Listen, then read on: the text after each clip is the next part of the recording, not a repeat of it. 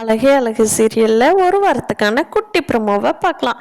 இன்னும் நம்ம சேனலை லைக் பண்ணி சப்ஸ்கிரைப் பண்ணாதவங்க சப்ஸ்கிரைப் பண்ணிவிட்டு கண்டினியூ பண்ணுங்கள். நம்ம மதியோட வீட்டுக்கு எல்லாருமே விருந்துக்கு போயிருந்தாங்க இல்லையா? அப்போ அங்கே தங்கராஜ், இந்த பொண்ணுக்கு ஃபீஸ் நான் தான் கட்டினேன், இந்த வீட்டுக்கு லோன் நான் தான் கொடுத்தேன், இவங்களுக்கு செலவில்லைன்னா நான் தான் காசு கொடுப்பேன் அப்படின்னு சொல்லி மதியோட அப்பாவை ஒன்றுன்னுக்கா தங்கராஜ் டேமேஜ் பண்ணிகிட்ருக்காரு. அவர் எப்போவுமே நான் தான் பெரிய ஆளுன்னு சொல்லுவார்ல, அதே மாதிரி இப்போ சுரேஷ் மாப்பிள்ளக்கிட்ட, மாப்பிள்ளை ஒரு தடவை இவருக்கு செலவுக்கு கூட காசு இல்லை மாப்பிள்ளை, நான் தான் கொடுத்தேன் அப்படின்னு சொல்லி பெருமை பேசிகிட்டு இருக்காரு. இதையெல்லாம் பார்த்துட்ருக்குற மதிக்கு ரொம்ப வெறுப்பாக இருக்குது. என்னடா இப்படி பேசுகிறாரே அப்படின்னு சொல்லி. ஆனால் அவங்க வீட்டில் தான் தங்கராஜை தூக்கி தலையில் வச்சுக்கிட்டு ஆடுவாங்களே, அதனால் எதுவும் பேசாமல் அமைதியாக இருக்காங்க.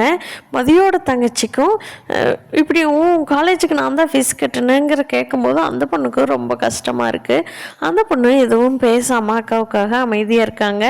அப்புறமா எல்லாரும் பேசிகிட்டு இருக்கிறப்ப அந்த பொண்ணு ஃபோனில் யாருக்கும் மெசேஜ் பண்ணிகிட்டு இருந்துச்சு. என்னம்மா நீ மட்டும் மெசேஜ் பண்ணிகிட்ருக்குற, எங்கள் கூட பேசாமல் ஃபோனில் யார் அப்படிங்கிறாரு தங்கராஜ். அப்போ ஃப்ரெண்டு தாங்க அப்படின்னு சொல்கிறாங்க. என்ன பாய் ஃப்ரெண்டா கேர்ள் ஃப்ரெண்டா அப்படிங்கிறாங்க.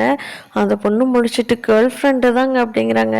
எங்கே ஃபோனை கூட பார்க்கலாம் அப்படிங்கிறாங்க. அதுக்கு மதி திரும்பி பார்த்து கோபமாக முறைச்சி பார்த்துட்ருக்காங்க.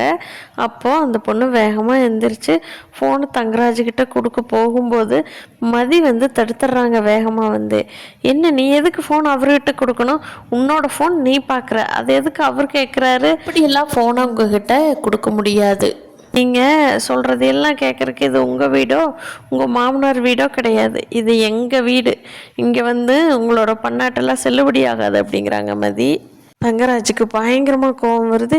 சுற்றி இருக்கிறவங்களாம் ஐயோ என்ன இப்படி பேசிட்டாலே அப்படின்னு சொல்லி என்ன பண்ணுறதுன்னு தெரியாமல் முழிச்சுக்கிட்டு இருக்காங்க.